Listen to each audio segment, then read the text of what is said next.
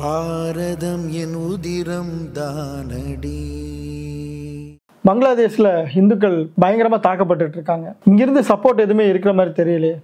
அதுதான் மதசார்பின்மையினுடைய ஒரு அளவுகோல். என்னன்னு சொன்னா, உலக அளவில் இந்துக்கள் தாக்கப்படும் போது எந்த பகுதியில் தாக்கப்பட்டாலும் கூட இங்கே இருக்கக்கூடிய அரசியல்வாதிகள் எதுவுமே இது பண்ண மாட்டாங்க.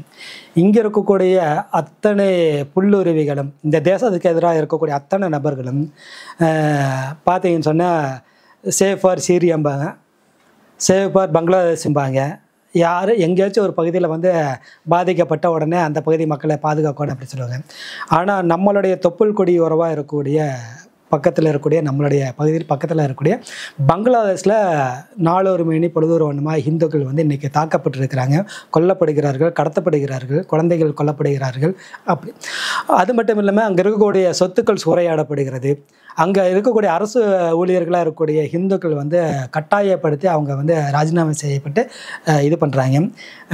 நேற்றும் கூட பார்த்தீங்கன்னு சொன்னால் ஒரு பத்திரிகையாளர் பெண் பத்திரிகையாளர் தாக்கக்கூடிய சூழ்நிலை ஏற்பட்டிருக்கு. ஸோ இந்த மாதிரி கொடூரமான மத வன்முறை பயங்கரவாதம் அங்கே நடந்துகிட்டே இருக்குது.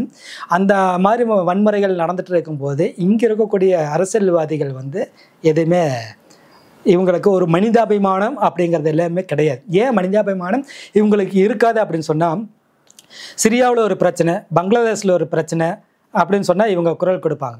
அதாவது சிரியாவில் ஒரு பிரச்சனை, பங்களாதேஷில் ஒரு பிரச்சனை அப்படின்னு சொன்னால் அங்கே முஸ்லீம்கள் பாதிக்கப்பட்டால் மட்டும்தான் இவங்க இது பண்ணுவாங்க. அப்போ உலக நாடுகளில் ஒரு முஸ்லீம் சமுதாயம் பாதிக்கப்பட்டால் அதுக்கான குரல் கொடுக்கக்கூடிய ஒரு பயங்கரவாதிகளுடைய ஒரு குரல் எப்படி இருக்குன்னு சொன்னால், என்னைக்கே பார்த்தீங்கன்னு சொன்னால் பயங்கரவாதிகளுடைய குரல் இந்த நாட்டில் இருந்து வெளியே வராது. ஆனால் அந்த பயங்கரவாதிகளுடைய குரல் யார் எதிரொலிப்பாங்கன்னு சொன்னால் இப்போ இருக்கக்கூடிய நபர்கள் தான் அந்த பயங்கரவாதிகள் எதிர்ப்பாங்க. உதாரணத்துக்கு பார்த்தீங்கன்னு சொன்னேன்னா, இன்றைக்கி பார்த்தீங்கன்னு சொன்னேன்னா பாலஸ்தீனில் பாதிக்கப்பட்டாங்க அப்படின்னு சொன்னேன்னா, அந்த பாலஸ்தீனில் முஸ்லீம்கள் பாதிக்கப்படுறாங்கன்னு சொன்னால் அதுக்கு பயங்கரவாதியை கத்த ஆரம்பிப்பான். மற்ற நாடு இல்லை, இந்தியாவில் யார் கத்துறாங்கன்னு தெரியும். வெளிநாடுகளில் பயங்கரவாதி கத்துறான், இங்கே யார் கத்துறான்? அது மட்டும் இல்லை, யாரெல்லாம் நடுநிலையாளர், நானெல்லாம் ஜனநாயகவாதி அப்படின்னு சொல்கிறான்னா அத்தனை பேர் கத்துவான் இல்லையா? இன்றைக்கி பார்த்தீங்கன்னா பங்களாதேஷில் எத்தனை கோயில் இடிக்கப்பட்டிருக்கு, அத்தனை கோயில் இடிக்கப்பட்டிருக்குது. யாராச்சும் குரல் கொடுத்தாங்களா? ஒரு கோயில் இல்லையா? உத்தரப்பிரதேசில் அரசு அதை ஆய்வு பண்ணோன்னு அப்படிங்கிறது யார் சொல்லியிருக்கா? நீதிமன்றம் சொல்லுது. நீதிமன்றம் சொல்கிறதுக்காக போகிறாங்க. நீதிமன்றம் சொன்னேன்னா அரசு போகுது. இதுக்கு எதிர்ப்பு தெரிவிக்கிறது யார்? இங்கே இஸ்லாமியர் மட்டுமா? அப்புறம் திருமாவளவன் வரைக்கும். அப்போது உலக நாடுகளில் இருக்கக்கூடிய பயங்கரவாதிகள்லாம் எப்படி குரல் கொடுக்குறாங்களோ அப்போ இங்கே யார் குரல் கொடுக்குறா? அவங்களாம் குரல் கொடுக்க மாட்டாங்க. இந்தியாவுக்குள்ளே யார் குரல் கொடுப்பான்? இந்த டேனியல் காந்தி, திருமாவளவன் போன்றவர்கள் என்ன பண்ணுவாங்க? அதை பற்றி ஆய்வு பண்ணணுமா அப்படின்னு. என் சொத்தை நான் பறி கொடுத்துட்டேன், என் சொத்தை மீட்கக்கூடிய சூழ்நிலையில் நான் வந்திருக்கிறேன். 1997 ஒரு சட்டம் போடுறேன், 92 அதை இது பண்ணுறேன். என்ன சட்டம்னு சொன்னேன்னா, இப்போ இருக்கிற வரைக்கும் மசூதி ஆகட்டும் எதாக இருந்தாலும் சரி அது அப்படியே நடைமுறைப்படுத்தணும்னு ஒரு சட்டம் போடுறேன். அந்த சட்டம் யாருக்கு? இப்படி எல்லாத்துக்கும். நான் இழந்தவன், நான் என்னோட சொத்து நான் இழந்துட்டேன், மீட்கணும்னு சொன்னால் நீ சட்டம் போட்டு அது சரி பண்ண முடியுமா? அப்போ என்ன ஆய்வுக்கு உட்படுத்து, அது என்னோட சொத்தாக இருந்தால் நான் எனக்கு எடுக்கிற உரிமை இருக்கா இல்லையா? நீ ஒரு சட்டம் போட்டுட்டேங்கிறதுக்கு வேண்டி நம்ம இது பண்ண முடியாது. ஒரு சட்டங்கிறது என்ன? சட்டம் எல்லாத்துக்கும் பொதுதானே. வாதி பிரதிவாதி 2 பேர்த்துக்கு வாய்ப்பு இருக்கா இல்லையா? இப்போ நீ என்ன பண்ணுற? ஒருத்தனுக்காக மட்டும்தான் இது பண்ணுற. இல்லை, அந்த சொத்து என்னோடது அப்படின்னு சொல்லிட்டு இந்த நாடு 1947 பிரிவினை சந்திச்சதுக்கப்புறம் இந்த நாட்டில் யாரு கூட வாழ முடியாதுன்னு சொல்லி நாடு பிரிவினை அடையுது. இந்துக்கள் கூட வாழவே முடியாது. ஏன் அப்படின்னா இவங்க வழிபாட்டு முறையாலும் பண்பாடும் கலாச்சாரம் சார்ந்து நாங்கள் ஒற்றுமையாக வாழ முடியாதுன்னு சொல்லிட்டு உலகத்திலேயே முதலாக உருவான ஒரு இஸ்லாமிய நாடு சவுதி அரேபியம் கூட கிடையாது. யார்? பாகிஸ்தான் ஒரு இஸ்லாமிய நாடாக போயிடுச்சு. அப்போது இந்த நாட்டில் யார் கூட வாழ முடியாதுன்னு சொன்னேன்னா என்னோட சொத்து மட்டும் உனக்கு எப்படி தேவைப்படுது? என்னோட சொத்து நீ ஒப்படைக்கணுமா இல்லையா? இன்றைக்கி என்ன சொல்கிறேன்? வகுப்பு வாரியத்து மூலியமாக எதெல்லாம சொத்துன்னு நீ முடிவு பண்ணுறியோ நாங்கள் அறிவிச்சாவே போகுது, அதெல்லாம் எங்களுடைய சொத்துன்னு சொல்கிறேன். மேற்கு வங்கத்தில் இன்றைக்கி ஒரு கட்சிக்காரர் என்ன சொல்கிறேன் அப்படின்னா, எங்கெல்லாம் அவங்க தொழுகை நடத்துகிறாங்களோ அதில் வகுப்பு சொந்தமானது தொழுகை நடத்தினாவே இதுன்னு சொன்னேன்னா, இப்போ நீ ரோட்டில் நின்றுட்டு தொழுகை நடத்துகிற, இது ரயிலில் தொழுகை நடத்துகிற, விமானத்தில் தொழுகை நடத்துகிற, இதெல்லாம் யாருக்கு சொந்தப்போ? இதெல்லாம் வகுப்போடு சந்தமா, இதெல்லாம் ஏமாளிகளாக வேடிக்கை பார்க்கக்கூடிய இந்துக்கள் தெளிவாக புரிஞ்சுக்கணும். நீங்கள் விட்டீங்கன்னு சொன்னால் நாளைக்கு உங்களுடைய வீடுகளில், கோயில்களில், நம்மளுடைய இடங்களில் வந்து இன்றைக்கி தொழுகை நடத்தினாங்கன்னா இந்த இடம் எல்லாமே என்ன பண்ண சொல்கிறேன்னா வகுப்போருக்கு சொந்தமானது அப்படி சொன்னால் நீ அப்போ சட்ட போராட்டம் பண்ணி தான் பண்ணணும். இன்றைக்கி ஒரு சிவில் வழக்குன்னு போச்சுன்னு சொன்னால் எவ்வளோ வருஷமாகு? கிட்டத்தட்ட 500 வருஷம் போராட்டத்துக்கு அப்புறம் தான் நம்ம அயோத்தியவே மீட்டிருக்கிறோம். எத்தனை தலைமுறை? அப்போது இன்னைக்கு புரியுதா இல்லையா? 500 வருஷமா என்ன சொல்லிட்டு இருந்தா, ஐயோ அது வந்து பாபருடைய மசூதி, முஸ்லீம்களோட இடம் அப்படின்னு சொன்னேன். இன்னைக்கு வகுப்பு போர்டு பண்ணக்கூடிய அராஜகத்தில் எவ்வளோ பேர்த்துக்கு புரியுது என்னென்ன அநியாயம் பண்ணிட்டு இருக்கிற. அப்போ இந்துக்கள் இன்னைக்கு சங்கிகள் 500 வருஷமா போராடிட்டு இருந்திருக்கிறோமா இல்லையா? இன்னைக்கு அதுதான் சங்கினா யாருன்னு இப்போ புரியுதா இல்லையா? உங்களுடைய இடங்கள், உங்களுடைய வாழ்க்கை முறை, வழிபாட்டு முறையே, உங்களுடைய அதிகாரங்கள், ஆட்சி அதிகாரங்களை எல்லாம் பறிபோகும் போது யாரெல்லாம் அதை மீட்கிறதுக்காக போராடுறானோ அவன் தான் சங்கி. அதை விட்டு போட்டு இங்கே இருக்கக்கூடிய முஸ்லீம் வாழக்கூடாது, கிறிஸ்தவம் வாழக்கூடாது அப்படியெல்லாம் நம்ம சொல்லக்கூடாது. முஸ்லீம் வாழணும், கிறிஸ்தவம் வாழணும் அப்படின்னு சொன்னால் நாம் எல்லாரும் சேர்ந்து வாழணும். நீ வாழ முடியாதுன்னு சொல்லிட்டு போனவன் தானே நீ.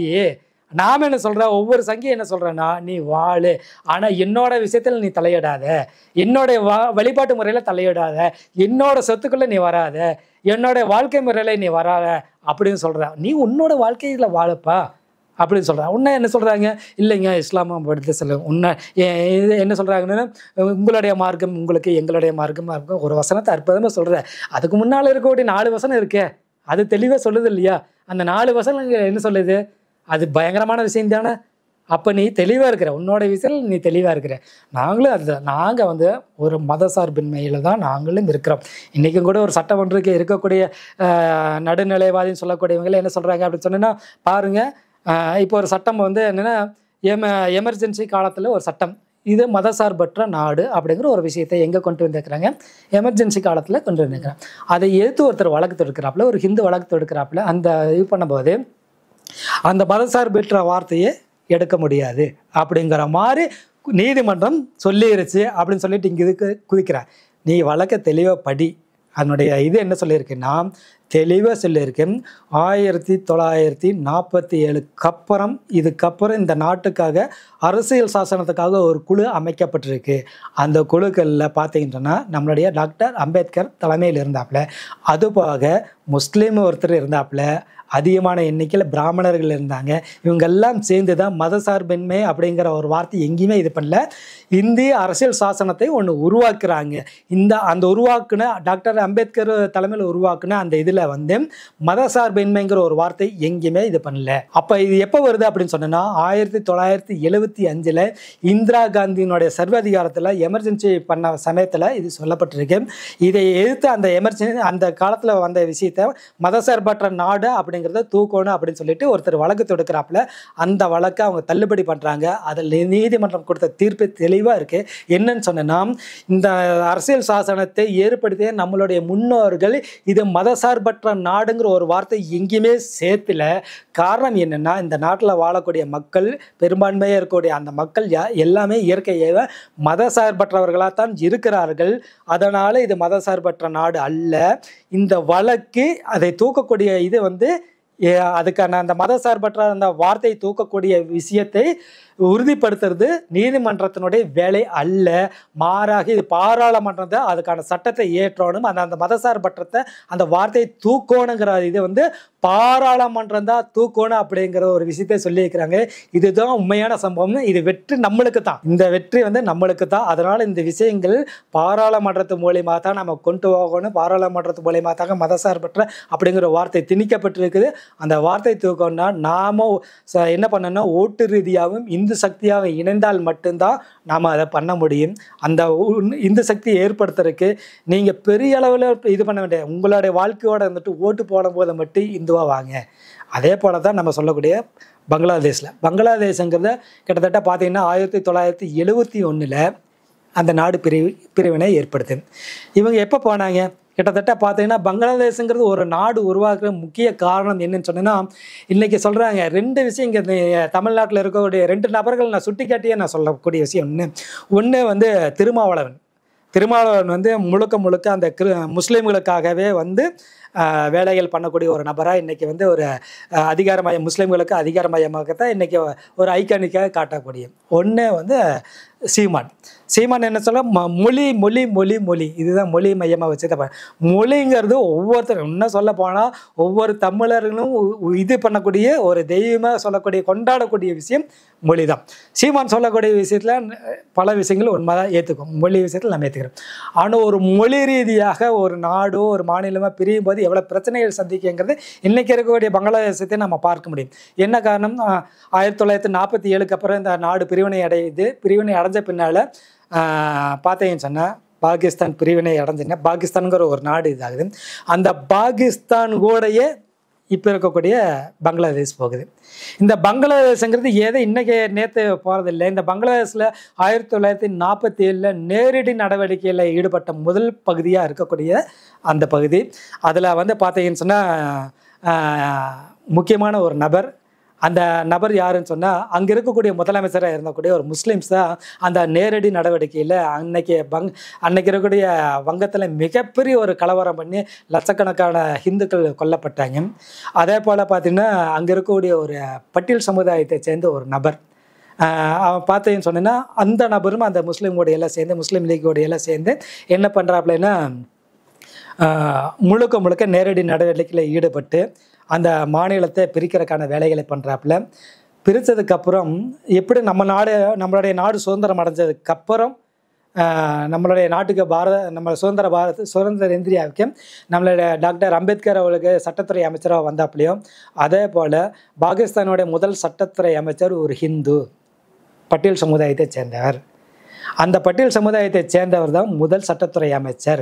என்ன காரணம்னா அந்த மேற்கு வங்கத்தில் இருந்த பகுதியை பிரித்து பங்களாதேஷாக பிரிக்க முக்கிய காரணமாக இருந்த நபர் பிற்காலத்தில் எந்த ஒரு பட்டியல் சமுதாயத்தை சேர்ந்த நபர் இதை அந்த மக்களையெல்லாம் ஒருங்கிணைச்சு பாகிஸ்தானுக்கு கொண்டு வந்தாப்புலையோ அந்த பாகிஸ்தான் என்ன பண்ணுன்னா அவரை அடித்து விரட்டி துரத்தி நம்மளுடைய இந்தியாவுக்கு துரத்தி விட்டாங்க. இந்த நபர் யாருன்னா நம்மளுடைய நேயர்களுக்கு அவருடைய வரலாற்றை நீங்கள் இது பண்ணுங்க. இதுதான் நம்ம திருமாவளவனுக்கு சொல்லக்கூடிய நபர். இன்றைக்கி நீ குதிச்சுட்டு இருக்கிற இல்லையா, நாளைக்கு இதே சூழ்நிலை தான் நிச்சயமாக வரும். என்ன காரணம்னா ஹிந்து மெஜாரிட்டியாக இருக்கிற வரைக்கும் நீ என்ன வேணாலும் பண்ணலாம்.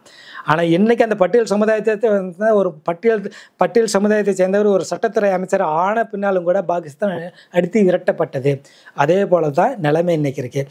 இன்றைக்கி பார்த்திங்கன்னா அந்த நாடு பிரிஞ்சதுக்கப்புறம் பார்த்தீங்கன்னு சொன்னால் மொழி வாரியாக ஏன் அப்படின்னு சொன்னால் பாகிஸ்தானில் இருக்கக்கூடிய மக்கள் முழுக்க பாகிஸ்தானுக்கு சப்போர்ட்டாக இருந்த சமயத்தில் அங்கே இருக்கக்கூடிய பங்களாதேஷ் மக்கள் என்னென்னா எங்கள் பெங்காலிகள்ங்கிறனால எங்களெல்லாம் இது பண்ணுறாங்கன்னு சொல்லிட்டு அந்த மொழி வாரியாகத்தான் அதை மையமாக வச்சு தான் அந்த பெங்கால் மொழியை மையமாக வச்சு தான் அந்த நாடு பிரிக்கப்பட்டது. 1971 அப்புறம் இந்திரா காந்தி மூலியமாக பிரிக்கப்பட்டது. பங்களாதேஷுங்கிற ஒரு தனி நாடாக உருவாக்கப்பட்டது. அந்த உருவாக்கப்பட்டதுக்கு அப்புறம் முஜிபுர் ரஹ்மானும் கூட என்ன சொல்கிறாப்புலன்னா இது ஹிந்துக்களும் முஸ்லீம்களும் இணைந்து வாழக்கூடிய ஒரு மதசார்பற்ற நாடாக தான் அறிவிக்கப்படுறாங்க. ஆனால் இன்றைக்கி முஸ்லீம்களுடைய மெஜாரிட்டி ஆனதுக்கப்புறம் என்னாச்சுன்னா ஹிந்துக்கள் 1 கோடி பேர் மேலே இருக்கிறாங்க, அங்கே வாழவே முடியாது. இன்றைக்கி பாருங்கன்னா அங்கே மெஜாரிட்டியாக யாருக்கிறாங்கன்னு சொன்னால் அங்கே பிராமணர்கள் கிடையாது, சத்திரியர்கள் கிடையாது. இன்றைக்கி பட்டியல் சமுதாயத்தை சேர்ந்தவங்க தான் அதிகமான எண்ணிக்கையில் இன்றைக்கி வந்து பங்களாதேஷில் இருக்கிறாங்க. அந்த பட்டியல் சமுதாயத்தை சேர்ந்தவங்களுக்கு இன்றைக்கி பாதுகாப்பு இல்லை அப்படிங்கிறத இன்றைக்கி மாறாக இன்றைக்கி இருக்கக்கூடிய இங்கே இருக்கிறவங்க என்ன பண்ணுறாங்கன்னு சொன்னோன்னா இந்து முஸ்லீம் முதல்ல அப்படின்னு சொல்லிட்டு இருக்கிறாங்க.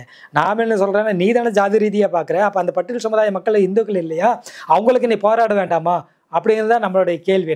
நம்மளுடைய பார்வை இந்து எல்லாருமே இந்து தான் அப்படின்னு நம்ம போராடிட்டு இருக்கிற பட்டியல் சமுதாயத்தை சேர்ந்தவனு கூட பாதுகாக்கிறதுக்கு இங்கே இருக்கக்கூடிய பட்டியல் சமுதாய இயக்கங்கள் போராடவில்லைன்னு சொன்னால் நீ யாருக்காக வேலை செஞ்சுட்டு இருக்கிற? அப்போ இன்றைக்கி பாதுகாக்கக்கூடிய விஷயங்கள் என்னென்னா இன்றைக்கி பங்களாதேஷ் எப்படி இந்தியா மூலியமாக தனி நாடாச்சோ அதே போல் ஹிந்து தேசங்கிற ஒரு நாடு உருவாகணும், நாம தான் அந்த நாட்டு உருவாக்கணும். அதே போல் இன்றைக்கி அங்கே இருக்கக்கூடிய ஹிந்துக்களுக்கு பாதுகாப்பு வேணும்னு சொன்னால் அங்கே ஹிந்துங்கிற ஒரு தேசம் உருவாகணும். பாகிஸ்தானுமே அதே போல தான். பாகிஸ்தானில் அங்கே இருக்கக்கூடிய ஹிந்துக்களுக்கு பிரச்சனையாக இருக்குது. கிட்டத்தட்ட பார்த்தீங்கன்னு சொன்னேன்னா அங்கே கிட்டத்தட்ட லட்சக்கணக்கான தமிழர் இருக்கிறாங்க, பாதிப்பு இருக்குது. அதனால் எப்படி பங்களாதேஷை தனியாக பிரித்து இந்து தேசம் உருவாகணுமோ பாகிஸ்தானும் பிரிக்கப்பட்டு இந்துஸ்தானாக உருவாகி அங்கே பல மாநிலங்களை வந்து உருவாக்கி இந்துஸ்தானாக உருவாகணும். இங்கே இந்தியாவிலையும் பார்த்தீங்கன்னு சொன்னா இந்துக்களும் அதிகார ரீதியாகவும் ஆட்சி ரீதியாகவும் ஓட்டு ரீதியாகவும் தன்னுடைய சுய நிர்ணயத்தை கொண்டு வரலைன்னு சொன்னால் இலங்கையில் நாம் எப்படி அடிபட்டோமோ, பாகிஸ்தானில் எப்படி அடிபட்டு இருக்கிறோமோ, பங்களாதேஷில் எப்படி அடிபட்டு இருக்கிறோமோ அந்த மாதிரி நாமளும் வருவோம். ஒரே ஒரு குட்டி நாடு இஸ்ரேல், அந்த நாட்டு மக்களை பாதுகாக்கிறதுக்கு எவ்வளோ விஷயங்கள் நம்ம பண்ணிட்டு இருக்கிறாங்க பார்த்தீங்களா? அதுதான் நம்மளுக்கு ஒரு ரோல் மாடலாக இருக்கணும். அந்த இஸ்ரேல் மேலே நாமளும் இன்றைக்கி நாம் இங்கே மெஜாரிட்டி நம்ம சொல்லிட்டு இருக்கிறோம். இன்றைக்கி மெஜாரிட்டியில் 1921 மாப்பிள்ளை கலவரத்தை மையமாக வச்சு இன்றைக்கி அதை கொண்டாடிட்டு இருக்கிறா. என்ன கொண்டாடிட்டு இருக்கிறா அப்படின்னு சொன்னால் பார்த்தீங்கன்னு சொன்னால் மாப்பிள்ளஸ்தானில் வந்து நாங்கள் இது பண்ணிட்டோம், அதனால் அந்த ஆயுதங்களை இன்னை வரைக்கும் நாங்கள் பயன்படுத்திட்டு இருக்கிறோம் அப்படின்னு சொல்லிட்டு இருக்கிறா. இன்றைக்கி காஷ்மீரில் பிரச்சனை, மேற்கு வங்கத்தில் பிரச்சனை, கேரளாவில் பிரச்சனை, தமிழ்நாட்டில் பிரச்சனை, மத ரீதியாக பிரச்சனை. இன்றைக்கி மாப்பிள்ளஸ்தான் சொல்லிட்டு கேரளாவை தமிழ்நாட்டை இணைச்சி ஒரு இதாகணும் அப்படின்னு சொல்கிறாங்க. தனிநாடு வேணுங்கிறீங்க. இன்றைக்கி கம்யூனிஸ்டுக்கார அங்கே வந்து செங்கொடி ஏந்த முடியல, பச்சை கொடி தான் வச்சுக்கிறான். காங்கிரஸ் அவனுடைய கொடி ஏந்த முடியல. அப்போ புரியுதா இல்லையா? இன்னைக்கு இந்துக்கள் மெஜாரிட்டியாக இருந்து ஒருங்கிணைந்தால் மட்டுமே இந்துக்கள் பாதுகாக்கப்பட வேண்டும். நாம் போய் மற்ற மதக்காரங்களை அடிக்கணும் உதைக்கணுங்கிறதால சொல்லவே மாட்டோம். நம்மளோட வேலை அதுவல்ல. ஆனால் நம்மளுக்கு பாதுகாப்பு தேவை. நான் என்ன வாழ விடுங்கள் தான் நம்ம சொல்கிறோம். இன்றைக்கி என்ன பங்களாதேஷில் இன்றைக்கி என்ன சொன்னால், நான் எங்களை வாழ விடுங்கள் தான் இன்றைக்கி கதறிட்டு இருக்கிறாங்க. என்னுடைய வாழ்க்கை முறை, என்னுடைய வழிபாட்டு முறையிலே நாங்கள் இன்றைக்கி பாதுகாக்க வாழணும் அப்படின்னு சொல்கிறாங்க. ஆனால் இன்றைக்கி அவன் என்ன சொல்கிறாங்க, நீ எங்கே வாழ்ந்தாலும் நாங்கள் மெஜாரிட்டியாக வந்துட்டுன்னா எங்களுடைய சரிய சட்டப்படி தான் நீங்கள் வாழணும். அதனால் நீங்கள் வந்து ஒன்று மதம் மாறி போயிரு, இல்லைன்னு சொன்னேன்னா நீங்கள் அடுத்து விரட்டப்படுவீங்க. உங்களோட பெண்கள் இங்கே நீங்கள் விட்டுட்டு போயிருங்க, உங்களுடைய சொத்து விட்டுட்டு போயிருங்க, குழந்தைய விட்டுட்டு போயிருங்க, ஆண்கள் எல்லாம் வெளியேறு. இன்றைக்கி தானே அதுதான் நடந்துட்டு இருக்கு. அப்போ இதெல்லாம் விட்டுட்டு இந்துக்கள் வந்து நம்ம மெஜாரிட்டியாக இருந்து ஓட்டு ரீதியாகவும் அதிகார ரீதியாக நம்ம ஒற்றுமையாக இருந்தால் முஸ்லீமும் நல்லவர்கள் இருக்கிறாங்க, நம்ம கூட இணைந்து வாழ்வார்கள். அந்த நல்ல முஸ்லீம்கள் தீவிரவாதிகளும் பயங்கரவாதிகளும் அவன் தான் கேள்வி கேட்கணும், நாம் கேள்வி கேட்கக்கூடாது. ஏன்னா நாங்கள் எல்லாம் ஒட்டுக்காத்தானே இருக்கிறோம். நீ ஏன்டா இந்த மாதிரி பண்ணுற, கோயம்புத்தூரில் ஏன்டா கார் குண்டு வைக்கிற, ஏன்டா சிலிண்டர் குண்டு வைக்கிற அப்படின்னு கேள்வி நாம் கேட்கக்கூடாது, அவன் கேட்கணும். இப்போ சொல்கிறாங்க அவங்களாம் ஜமாத்து மீறி போயிட்டாங்க, நாங்கள் ஒன்றுமே பண்ண முடியாது. ஜமாத்து மீறி போயிட்டுனா ஒரு ஜமாத்தை மீறிட்டு ஒரு முஸ்லீம் வாழவே முடியாது. ஏன்னு சொன்னால் அவனுக்கு பொண்ணு கொடுக்க மாட்டான், செத்த புதைக்க மாட்டான். புரியுதா இல்லையா? அப்போ ஒருத்தர் ஜமாத்தை மீறி போயிட்டான்னா ஜமாத்துலேருந்து தெளிவாக சொல்லுங்கள், சட்டத்துக்கு தகவல் கொடுங்க, காவல்துறைக்கு தகவல் கொடுங்க. இவங்கெல்லாம் ஜமாத்து மீறி போயிட்டாங்க, இவங்க மேலே நடவடிக்கை எடுங்க, ஜமாத்துலேருந்து நாங்கள் எதுவுமே பண்ண மாட்டோம் அப்படின்னு ஜமாத்துலேருந்து நீக்கிட்டோன்னு ஒரு அறிவிப்பு கொடுங்க. ஏன் தைரியமாக பண்ண மாட்டேங்கிறீங்க? எல்லாம் ஒட்டுமையாக சேர்ந்து தானே வாழ போகிறோம். கல்யாணம் பண்ணுறதுக்கு இது பண்ண மாட்டோம், சொன்ன பண்ண விட மாட்டான், முஸ்லீமே அவன் கிடையாது, கல்யாணம் பண்ணுறதுக்கு விட மாட்டான், புதைக்கிறதுக்கு விட மாட்டான், தைரியமாக சொல்ல வேண்டியது தானே. அப்போ இந்துக்களும் முஸ்லீம்களும் பாய் இணைஞ்சு வாழணும்னு சொன்னால் 1000 கரங்களோடு நாங்கள் நின்றுட்டு இருக்கிறோம். ஒரு கரத்தோடு நீங்கள் வாங்க. அதை விட்டு சமுதாய நல்லிணக்கன்னு கோயிலுக்கு வந்து அதை கொடுக்குற இதை கொடுக்குற அப்படின்னு சொல்லிட்டு வகுப்பு வாரி மூலிமா அவ்வளோ சத்துக்களை தூக்குறதில்ல சமுதாய நல்லிணக்கம் ஏற்படுத்த முடியாது. திராவிட முன்னேற்ற கழகத்தை வச்சுட்டு குத்துறது, திராவிட கழகத்தில் வச்சு குத்துறது, திருமாவளவனுக்கு வச்சு குத்துறது, இதெல்லாம் சமுதாய நல்லிணக்கத்தை இது பண்ண முடியாது. இந்துக்களுக்காக ஒரு பிரச்சனை அப்படின்னு சொன்னேன்னா இந்துக்களுடைய வழிபாட்டு முறை மோளம் அடிச்சுட்டு தான் போவான், எல்லாமே பண்ணுவான். இன்னைக்கு பல முஸ்லீம்கள் மோளம் அடிச்சுட்டு இன்னைக்கு மசூதிக்குள்ள எல்லாம் பண்றது இல்லையா? அல்ல கோவிச்சுக்கிறதெல்லாம் இல்லையில்ல, எல்லாமே ஏத்துக்கிறாரா இல்லையா? ஒரு விஷயங்களை ஏற்றுக்க முடியலன்னு சொன்னால் இங்கே இருக்கக்கூடிய பெரும்பான்மையான மக்கள் உங்கள் மதம் உங்களுக்கு அப்படின்னு சொன்னீங்கன்னா இந்த மதத்தை சேர்ந்தவன் எப்படி வேணாலும் வாழ்வான். அவன் திருந்துறது, ஞானத்தை அடையிறது, அதுக்கான வழிகளே இங்கே ஆச்சாரியர்கள் எல்லாம் இருக்கிறாங்க, அவங்க அதை பார்த்துக்குவாங்க. ஆனால் 2 மக்கள் சராசரி மக்கள் இணைஞ்சு வாழணும்னு சொன்னால் மற்ற பிரிவினைவாத பயங்கரவாத அரசியல் பேசுகிறவங்ககிட்ட இருந்து நாம் தனிமைப்படுத்தோன்னா நீயும் இறைவனை நம்புற, நானும் இறைவனை உணர்றேன், உன்னோட நீ நம்புற இறைவனை நம்பாதேன்னு சொல்கிறக்கூடிய ஒரு குரூப்பு கூட தான் நீ சேர்ந்துட்டு இருக்கிற. ஆனால் நாங்கள் இறைவனை உணரக்கூடியவர்கள், நாங்கள் தெளிவாக இருக்கிறோம். எங்களுடைய வாழ்க்கை முறை, வழிபாட்டு முறை, ஞானத்தை அடையக்கூடிய விஷயங்களை எங்களுடைய வேதங்கள் எங்களுக்கு சொல்லிக் கொடுத்துருக்கு. பயங்கரவாதத்தையும் தீவிரவாதத்தையும் நிச்சயமாக இந்த தர்மம் போதிக்கவே இல்லை. இன்றைக்கும் இருக்கக்கூடிய RSS இந்த இயக்கங்கள் போன்றவையெல்லாம் என்ன சொல்கிறாங்க, எல்லாரும் வாழக்கூடிய வாய்ப்பு தான் நம்மளுக்கு கொடுக்கணும், எல்லா வழிபாட்டு முறைகளில் தான் வெவ்வேறு அப்படின்னு சொல்கிறேன். அந்த உணர்வு எங்களுக்கு இருக்குது. நாங்கள் எதிர்பார்க்கறது உங்கள்கிட்ட இருந்து தான். பிரிவினைவாத பயங்கரவாதிகளை என்னைக்கு நீங்கள் விட்டுட்டு நான் இறைவனை நம்பக்கூடியவங்களோட தான் இருப்பேன் அப்படின்னு சொல்லிட்டு வரீங்களோ அது வரைக்கும் இந்த நான் குத்துவேன், இந்த நான் உதைப்பேன், இந்த நான் வெட்டுவேன், இந்த மதத்தை ஒழிப்பேன், இந்த சனாதன தர்மத்தை ஒழிப்பேன்னு சொன்னேன்னா சுப்ரீம் கோர்ட் தெளிவாக சொல்கிறேன், இந்து மதம் சனாதன தர்மங்கிறது வாழ்க்கை முறை. அந்த வாழ்க்கை முறையை நாங்கள் வாழ்ந்துட்டு இருக்கிற எங்களை ஒழிப்பேன்னு சொல்லிட்டு இருக்கக்கூடியவங்களை உங்களுக்கு என்ன கூட்டு? இதுதான் நாங்கள் கேட்கக்கூடிய கேள்வி. மேலும் இது போன்ற வீடியோக்களை காண தேசியவாத நியூஸ் யூடியூப் சேனலை சப்ஸ்கிரைப் செய்யுங்கள்.